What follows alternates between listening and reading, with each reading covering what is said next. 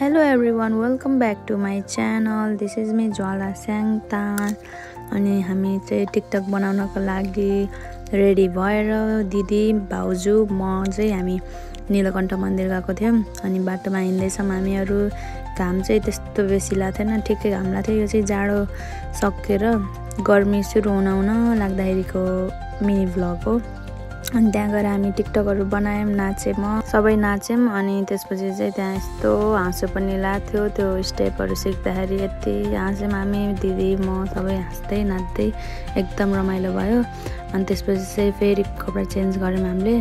अनि बीचमा चाहिँ हाम्रो कपडा हराएको थियो। त्यो 3-4 जना भाडाबुढीहरु आएर कहाँ हाम्रो कपडा कहाँ फ्याक्दिएको। अनि त्यसपछि लास्ट सङ नाचे म। अनि त्यसपछि चाहिँ हामी घर फर्कियौं। त्यति नै थियो। Thank you for watching. See you in the next video. Bye by.